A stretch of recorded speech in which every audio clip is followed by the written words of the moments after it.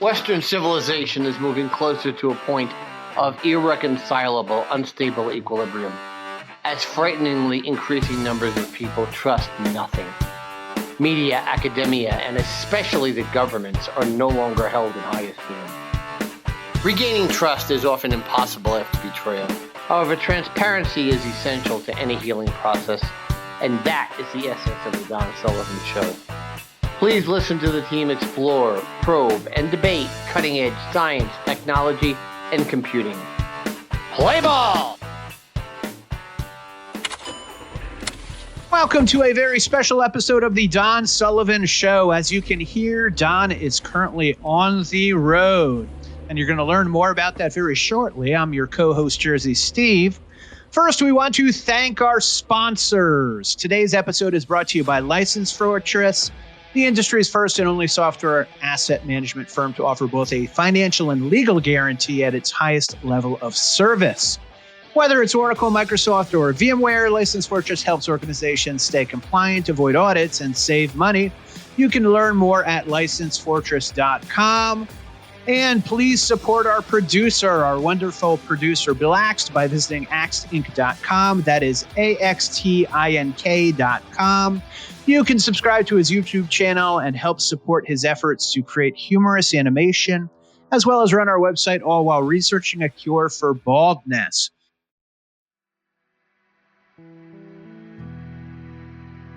Hello again, folks, and welcome to another episode of the Don Sullivan Show here in early summer of 2026.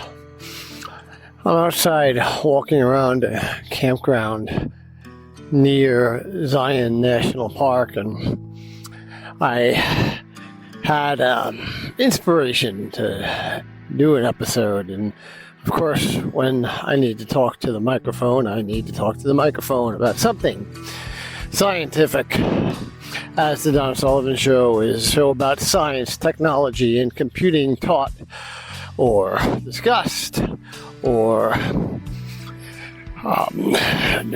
considered on the level that would be absorbable, understandable to your average American teenager who has some basic intelligence. And today, as I'm walking around the campground after the sun has gone down, and I still see the smoke and horizons from the wildfires here in eastern or western Utah near Zion National Park.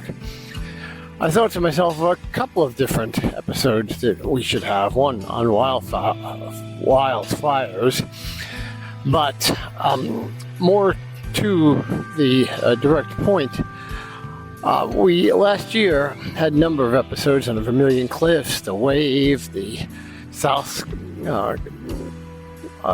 Coyote Buttes, the incredible scenery and geology of that area of northern Arizona and southwestern Utah.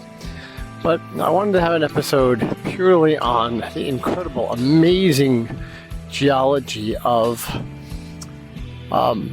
southern Utah itself, what is referred to as the Grand Staircase, and how these large number of national parks, a lot of national monuments, but specifically a number of national parks, actually constitute a staircase that was created by the combination of the carving of the Colorado River, the Virgin River, other rivers, and the uplift caused by the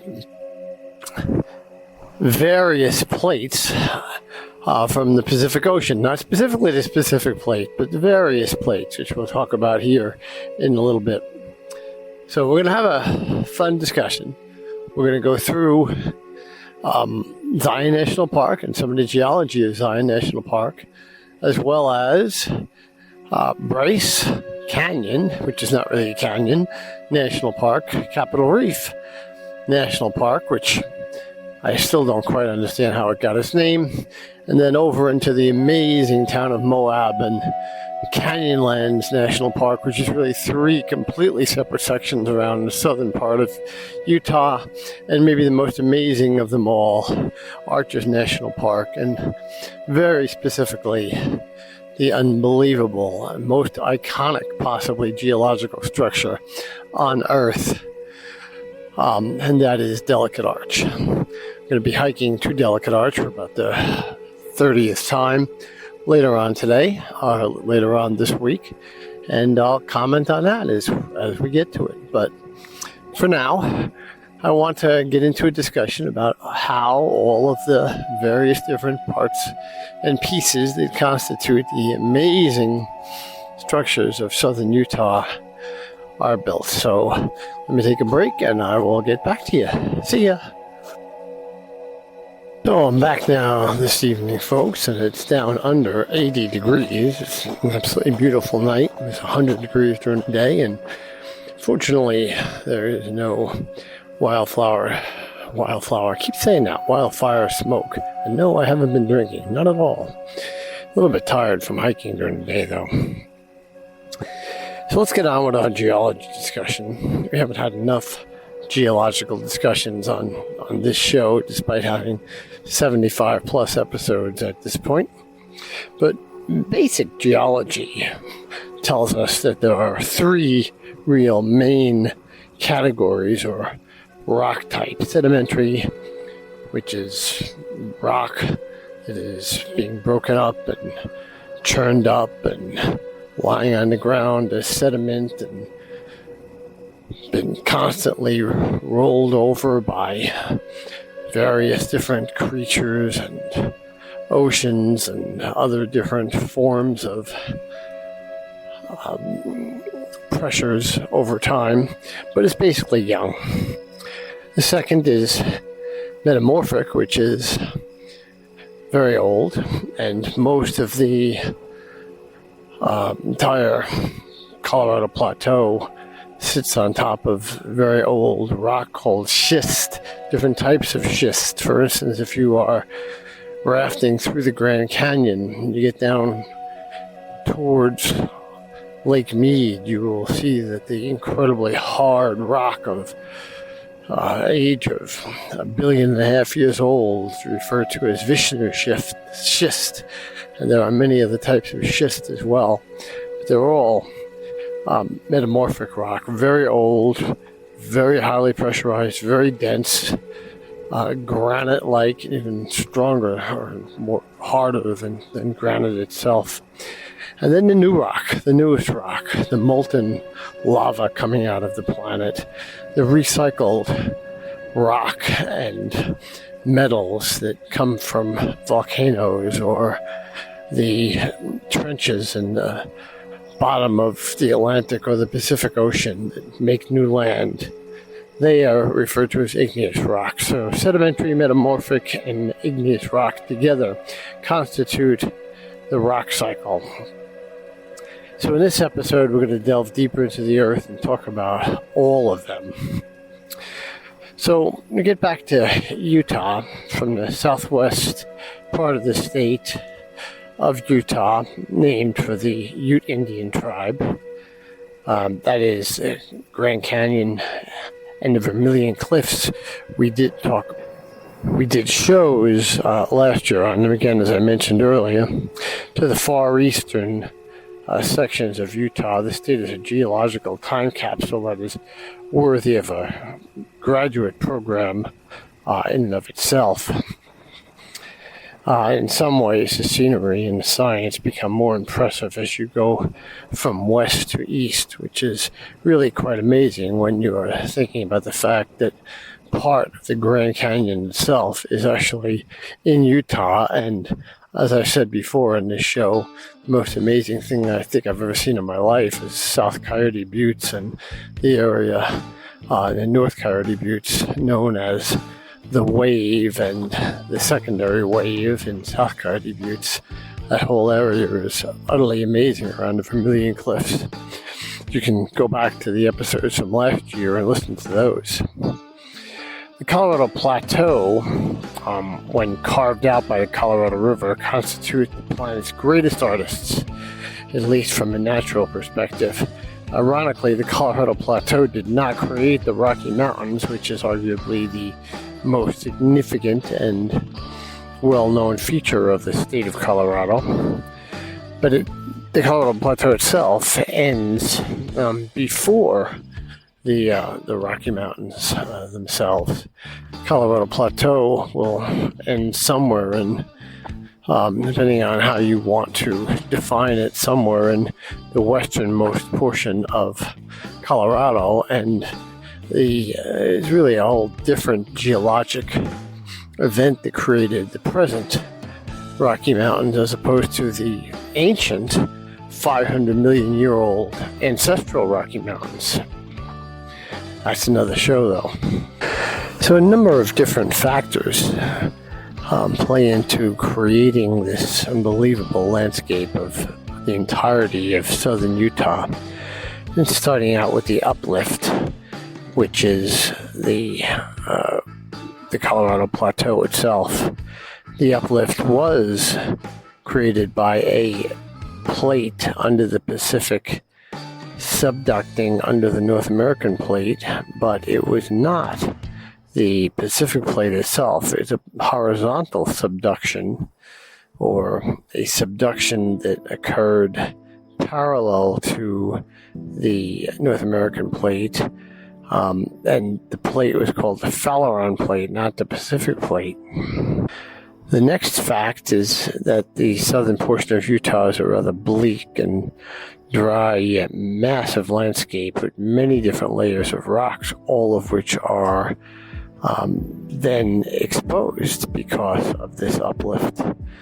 So you've got a situation here where you've got these many national parks that I mentioned, and national monuments and state parks and such, that all have amazing landscapes to them, and are all also very unique in their geology and what they have to offer from an educational, scientific, and just a generally instructive perspective. It only takes the most spectacular of these locations to create a national park. Utah has never been a state that's had a lot of political sway, and unfortunately, after the initial creations of the obvious national parks from Yellowstone through even the Grand Canyon, the Grand Canyon actually isn't the best example because there's a lot of politics behind that. But most national parks have become national parks due to political considerations. The National Park Service, which is part of the Department of the Interior, has about 20 different designations of national park sites. But to become a national park and therefore be eligible for the massive funding of national parks requires a lot of political sway. And usually, and unfortunately, a particular senator or other representatives, most of the time senators from different states, are not necessarily on board with supporting a particular bill, and then there is the case that you will have an area that was a national monument or an area that was maybe less significant than other greater national parks of the early times that is then added into the bill to be upgraded to a national park that induces or seduces or in one way or another persuades that particular senator to vote for that bill that he or she was not necessarily inclined to begin with. So unfortunately, that's how some places become national parks. But maybe it's fortunate, because maybe it's really better that certain places such as Great Sand Dunes and the Black Canyon and some others that we know of that were more recent national parks, even Capitol Reef that we're about to talk about, did become national parks. I mentioned Capitol Reef because it's kind of interesting, because again, I started that little bit of a mini rant by saying that Utah has never had a huge amount of political pull. It's always been very conservative. So when any one of these particular states is on one side of the political spectrum or another, they usually have very little political pull. And Capitol Reef is a relatively recent national park, as we'll see a little bit later in the discussion here, which means it really did have a particularly unique set of characteristics and beauty that added to the enjoyment and made it worthy of all long-term, in fact permanent preservation and funding as a national park. So it's all really interesting, but the point here in this show is to really try to bring out some of the differences in these various different national parks that constitute the amazing geology overall of the state of Utah. So from this complete list, we're only going to discuss a few of the more prominent national parks.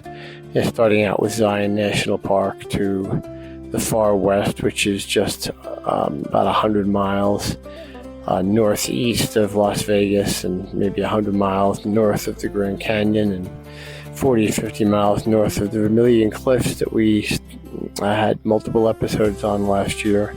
And then as we move east, we'll move to the amazing and yet delicate and small Bryce Canyon, which is called Bryce Canyon National Park, but amazingly it was named a canyon even though it's not a canyon. It was mistakenly named. It's not a canyon at all. It's a set of hoodoos and spires and other types of rock formations. And then we'll move further east through Capitol Reef, as I already talked about before. We'll then get all the way to the amazingly graced town of Moab in far eastern Utah, and we'll talk a little bit about Canyonlands National Park, which I tend to think they couldn't figure out another name for. It seems a pretty boring name for the amazing geological features that exist in the three main sections of Canyonlands National Park, and then to what I consider the most prominent of them all, that has possibly the most significant geological feature from an aesthetic perspective on Earth. That is Arches National Park with the amazing delicate arch. We'll talk about all of these as we go along. And again, together these places constitute the Grand Staircase, which President Clinton designated the federal land in Utah that connects all of these national parks together into a Grand Staircase National Monument. And very specifically, the Grand Staircase connects a lot of southern Utah. I shouldn't say all of it. The Antiquities Act allows the president to designate the Antiquities Act of 1872, I believe, allows the president to designate any federal land into a national monument if that president decides unilaterally that that particular land is so important to preserve as it is. Some of the national monuments, very interestingly, are assigned to the Department of the Interior and the National Park Service. Some of them are assigned to the Bureau of Land Management, also in the National Park Service, which allows for other types of activities such as mining, such as grazing, that the National Park Service would not allow. So it's really, really quite amazing. Now, the National Park Service and the Bureau of Land Management do work well together, and believe it or not, even in a cross-departmental effort, the Department of Agriculture and the Department of Interior work together well by providing the National Parks Path, which allows for access to all of these park areas that are in the Department of the Interior, many of them, which has its own national recreation areas, as well as the Department of Interior's parks, which exist in the Bureau of Land Management, that land can be used for a variety of different purposes, and the parallel agency of the National Park Service, which manages most of those designated national monuments, as well as all of the other designations, national historic sites national monuments, national battlefields, all the way up to the most prominent of those and the most and the highest status of all of those, the most prominent, meaning the national parks. But the staircase truly lives up to its name, as the top part of Zion, for example, is the lowest part of Bryce Canyon. Zion, actually, its lowest altitude is around 3,000 feet. That comes down from the north rim of the Grand Canyon, which is at 7,000 feet. But Zion can be anywhere between 5,500 feet at its highest point and 3,000 feet. However, you go about 80 miles to the east to Bryce Canyon, and it can go up to around 9,500 feet. So here's where you see the staircase itself most prominently moving up step by step by step. There are areas that are designated as viewing areas along the various roads in southern Colorado. I think I've pointed them out in other episodes, in which you can actually see some of the different levels increasing way off in the horizon of the staircase itself. So the actual national monument of the staircase, meaning a lot of the land that is not already part of the national parks, again designated by Bill Clinton in 1999, really does live up to its name. And I think there is tremendous merit to having protected it in much stronger ways, and having much of it be accessible to all different types of industry, including ranching and even mining as part of the Bureau of Land Management.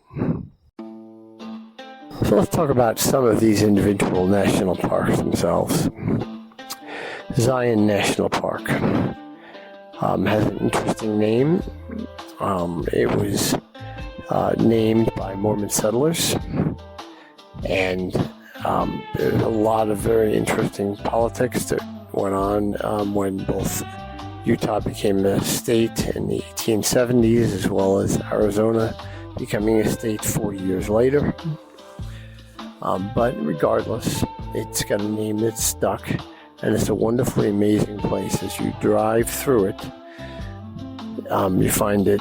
There are tunnels, and there are rock layers, and there are hiking areas, and there are deep narrows, slot canyons, again, just like there are in the Vermilion Cliffs area, that are definitely traversable, particularly the Virgin River Canyon or the Zion Narrows area. This is a hike that I've never done myself that I need to do, and I probably should do an episode while I'm going through it, because it's one way about 8 miles, and a lot of that way you'll be waist deep in water walking through the river itself. But from everything I've heard from all the people that have done it, it is utterly spectacular. Best to do with a guide, but not absolutely necessary from anything I've heard. So if with all revealed rock layers, ancient sand becomes sandstone, shells become limestone, mud becomes mudstone, and under the pressure of millions of years of deposits, those rocks harden, and then eventually they get uplifted, and erosion reveals much of what's in them. That's why we see so many areas, or in the southwestern area of the United States, are so rich with the southwest, the south, and the northwestern area as well, but they're so rich with fossils, all the way down to the 250 million year period to the from the Permian extinction all the way up through the Cretaceous Tertiary boundary at approximately 66 million years, when the dinosaurs were laid to extinction with the Yucatan event, which was the meteor or the asteroid hitting into the Yucatan Peninsula. So this is a cycle that's probably played out many, many times in the 4.5 billion year history, 4.7 billion, I guess, year history of planet Earth itself. But I digress. And this time I didn't mean to, because this particular subject so interests me and always has since I was a young child and I first came out here in the very early 70s. The land that Zion sits on 270 million years ago was actually at sea level.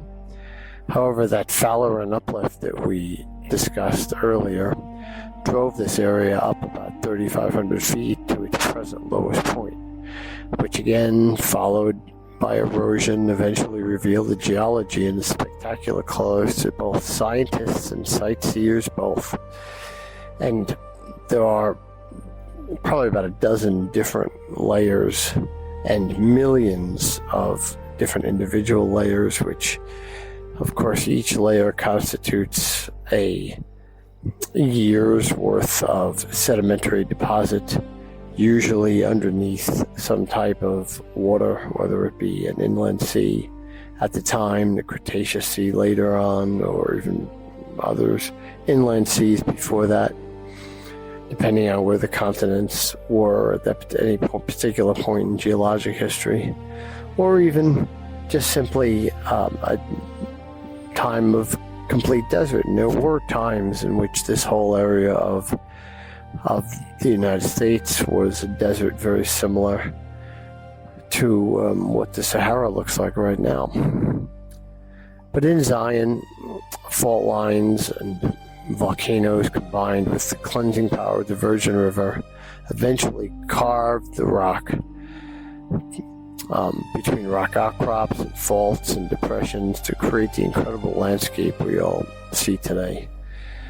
I'm going to tell you all through this episode, and as I do in many episodes of the Don Sullivan Show, that it makes so much sense for every single person in the United States to experience and to accept the amazing joy of that can just capture your life by encountering and by just simply being within the canyon boundaries or the spaces of these parks.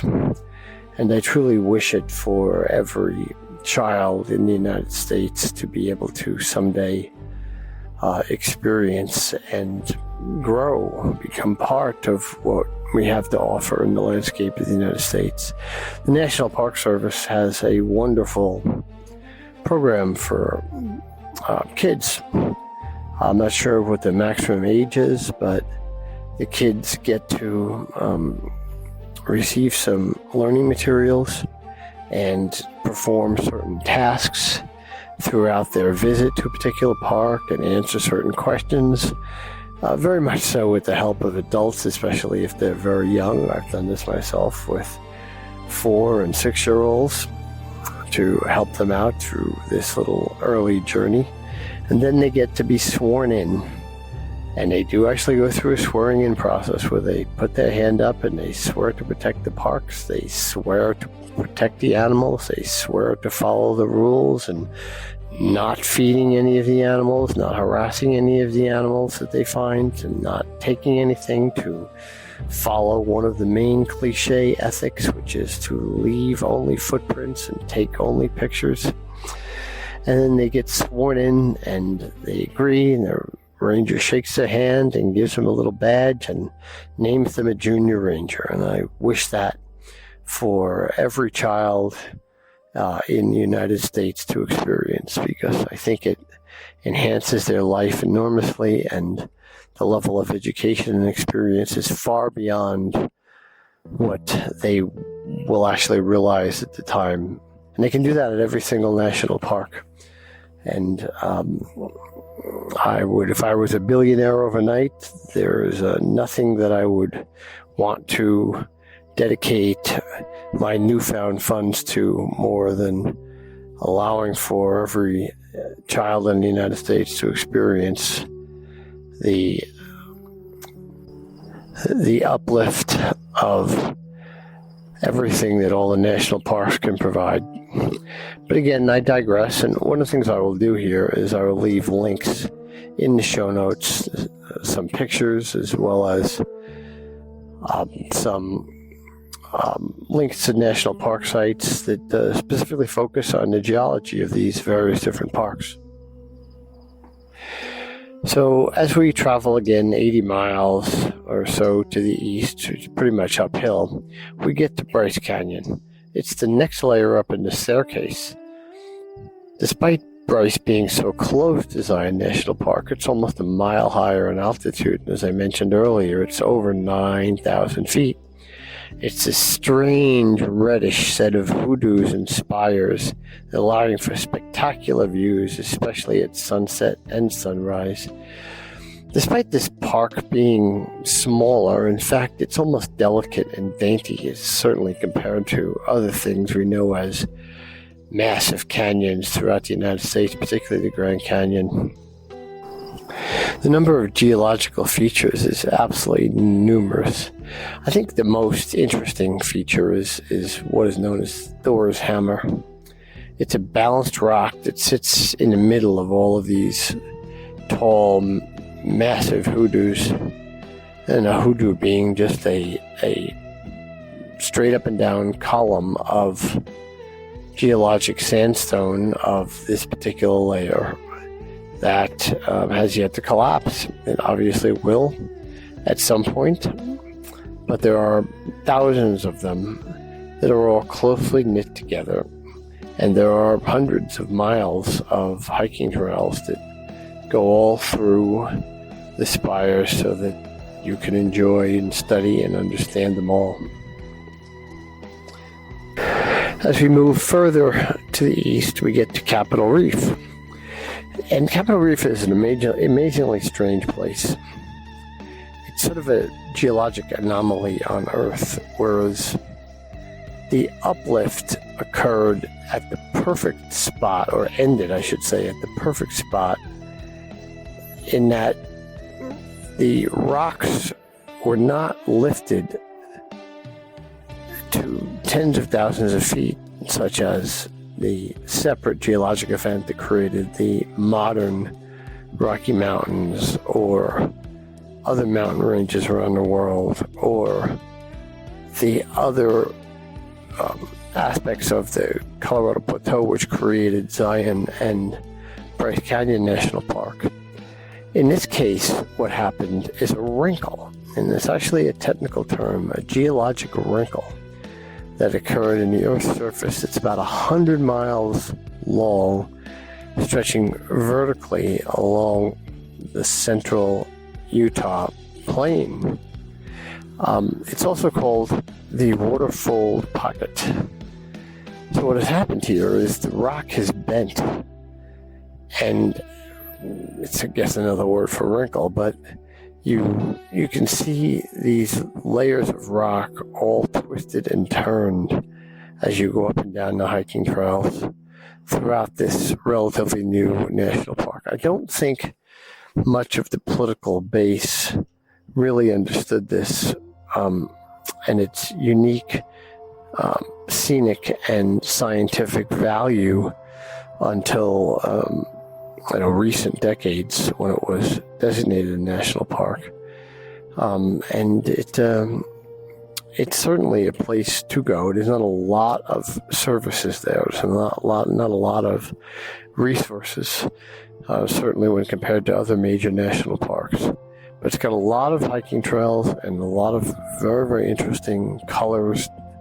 The colors vary, as they do in these other national parks, throughout the different time frames of the day and the winter. It is high enough in altitude that you will see snow in the summer. I've been there and I've hiked there at all seasons of the year. It's been as high as 110 degrees and as cold as snow. The geology itself, however, even though it seems to be a little bit more mundane in these other national parks, is amazing because of the way the water pocket fold, this wrinkle, occurred. It goes back 250 million years, all the way to the Permian extinction. And you can see this by the white rim of sandstone at the very, very bottom. And it's the oldest and lowest layer of the Capitol Reef area. The stratigraphic column at Capitol Reef is a cacophony of examples of every distinct time frame between these ancient times and the times the uplift caused the Colorado Plateau. Here, rather again than the rocks being pushed up 10,000 feet, we see that they are folded, and it's created this veritable geologic library to be studied by those insightful enough to see it. Very amazing place overall. So again, a little bit hard to get to. You have to be driving a lot. Now you're 3 hours from either Grand Junction, Colorado, at least, or from Las Vegas. But definitely a place to go through if you plan on an overall journey through southern Utah, which I highly recommend. And finally, if we're traveling east, we get to the most prominent of all of these locations, the most expensive from a tourist perspective, as well as the most well-known. You get to the small town, tourist town of Moab, Utah, about 50 miles south, I guess I should say southwest from the Colorado border, the town of Fruita. We did an entire episode in the town of Fruita this time last year. Or if you continue along Route 70, about, did I say 50? I meant more like 100, and about 50 miles just directly south of Route 70 when you get to the right exit to the west of the Colorado border on Route 70. So you drive down through some amazing canyons. Certainly if you're going more diagonally directly to Moab, and you will go past one of the main areas, which I'll get back to, of Canyonlands National Park before you get to Moab. Moab itself is a bustling, tiny town. It really is a tourist town full of restaurants and hotels that are quite expensive. Mountain bikers. It's a mountain biker's dream because the sandstone is so prevalent in the Bureau of Land Management areas that exist, and the national park areas don't allow for quite as much robust activity, but the BLM areas and the private areas certainly do. So I'll get back to this. Canyonlands National Park is the fourth of the major national parks that we're going to be talking about in this particular episode. And Canyonlands is strange in a couple of different ways. I have no idea why they named it Canyonlands. I think they ran out of names, other than the fact that there are many, many different canyons that comprise Canyonlands. In fact, there are three completely separate areas. The area up north, when you're on your way down from I-70, is called Island in the Sky, because that's exactly what it is. The canyon itself constitutes a full horseshoe around the road that you go out along for 20 miles plus to reach the end.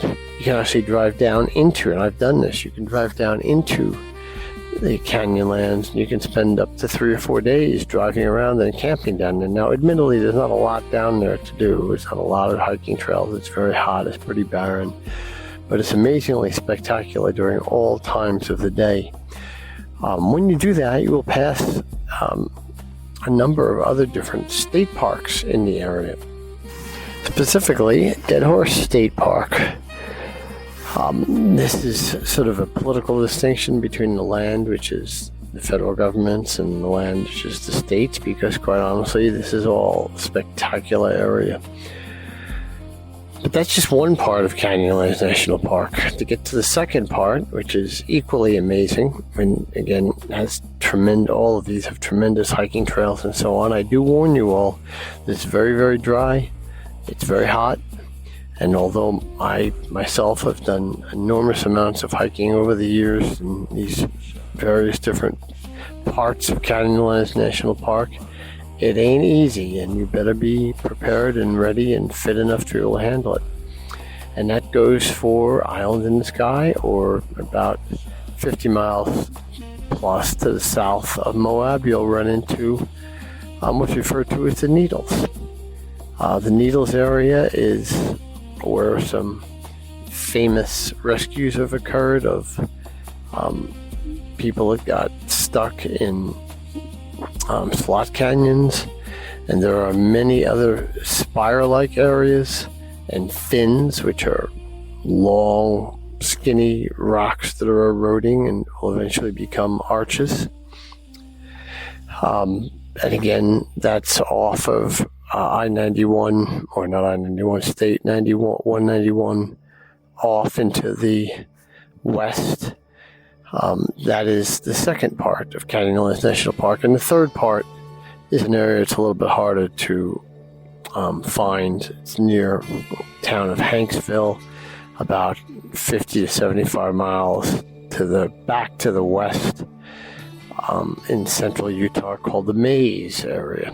So Canyonlands, with the strange name, that seems like they couldn't find a different name for it, has three completely separate parts. But I will also tell you that it was created, or the main source of the erosion and the carving of the rocks was done by the Green River, which eventually drains into the Colorado River. This overall canyon system is part of the canyon system that leads into Marble Canyon, Cataract Canyon, which again then of course becomes the massive Grand Canyon.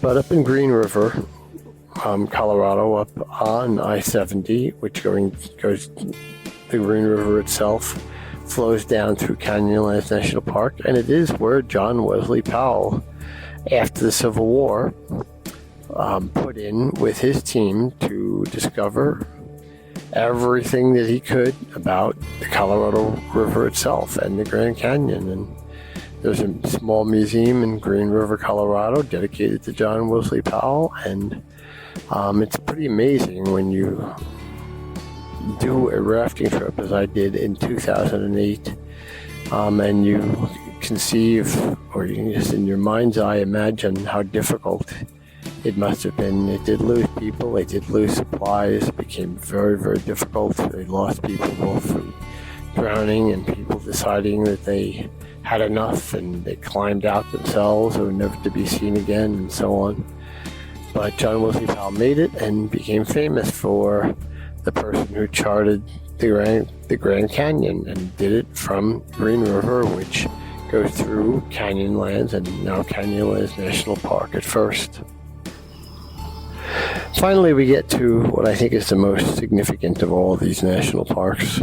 It is certainly the most iconic. It provides the feature that is prominently displayed on the Utah State license plate, and it is a geologic feature that's known worldwide. I would think it's fair to say that it is the most famous geologic feature in the world. And that feature lives or exists in a small national park that is incredibly busy, and up until this year had, from the times of COVID, had the timed entry pass restrictions. But it's called Arches National Park. Arches National Park has the highest concentration of natural arches, and I will distinguish a natural bridge will have water flowing through it. An arch just occurs from the erosion of water falling through the sandstone, and some of the sandstone and other stone within that sandstone being stronger, and the water freezing in the winter, breaking away. Parts of that sandstone and other parts of the sandstone being more stable and remaining. And as a different episode of the Don Sullivan Show might discuss, the strongest structure in nature is the arch. The Romans used it in aqueducts and so on. And those arches remain. And they remain to be spectacular natural features of any landscape, and in Arches National Park there is a plethora, hundreds of natural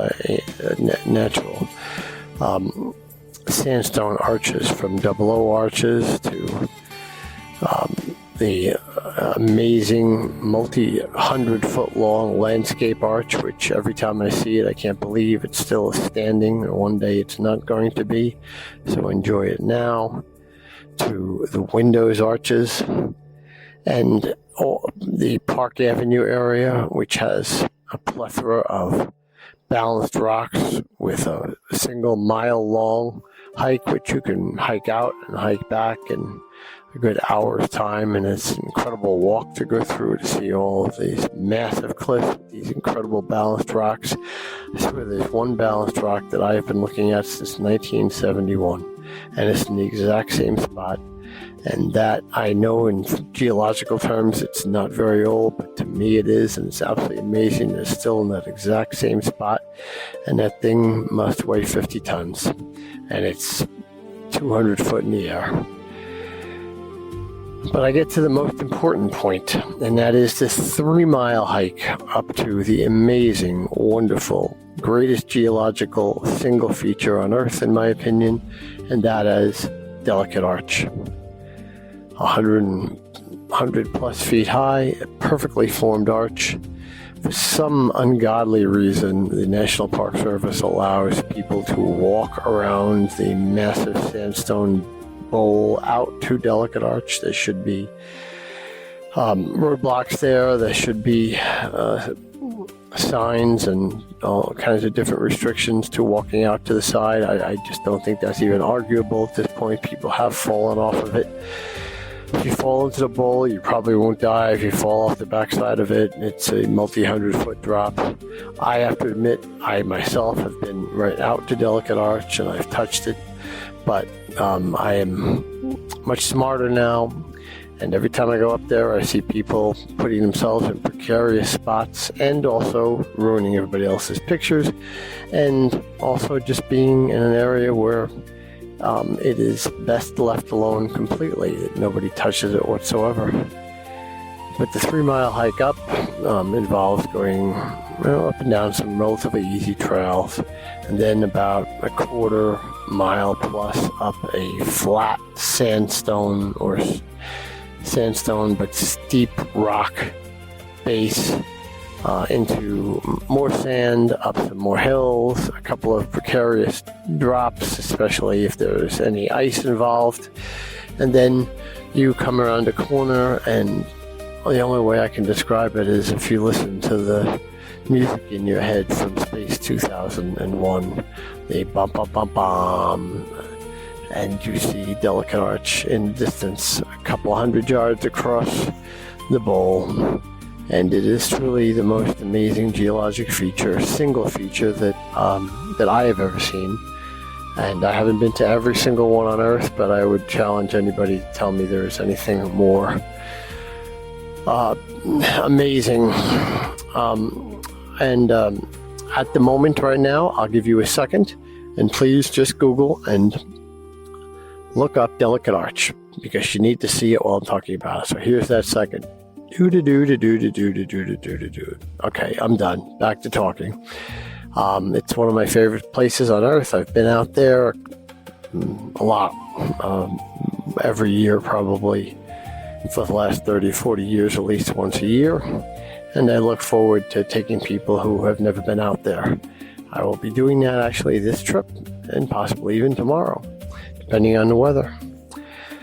So let me sort of recap what we've talked about in this episode, and that is the amazing geology of the state of Utah, and how the Grand Staircase was created by the Colorado Plateau, and not the Pacific Plate, but the Falarin Plate, horizontally subducting underneath the then United States to form the Colorado Plateau, with a different geologic event forming the Rocky Mountains just to the east.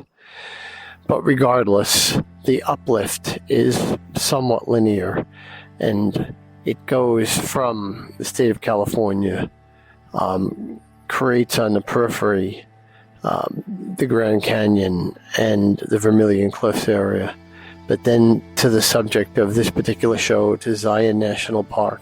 And at the top of Zion National Park, 80 miles away, is the bottom of Bryce Canyon National Park, and you keep going east through the water pocket fold of Capitol Reef, and even a lot more east you go into Moab, where you can experience Canyonlands National Park in its different locations and the amazing architecture of the Green River into the Colorado River, and then finally with the crescendo of the greatest of all iconic geologic features in Arches National Park, that is Delicate Arch. I'll tell you, it's a pretty wonderful overall experience, and I really do suggest that any of you who are planning trips to Las Vegas, or just would like to come to Denver and drive to Las Vegas, or fly to Grand Junction, Colorado, and drive through Utah in the reverse way I just described, or fly to St. George in Utah and drive up to Denver that way. Lots of different ways to get through here. And I wish for every young person in the United States to be able to experience everything that we're talking about here. But for today, that's enough, and we'll be back with another episode next week or sooner, as we are just continuously producing copious amounts of content in all the different areas of the vast umbrella under that umbrella of science, technology, and computing. And until then, folks, again, I will remind you, and I will always remind you, and I'll continue to remind you that even though I haven't had one baseball analogy this particular episode, that I have not deviated at all into it. And yes, the Yankees did win today. But I still will tell you that no matter what, in your life, no matter where you are, that all at-bats are situational.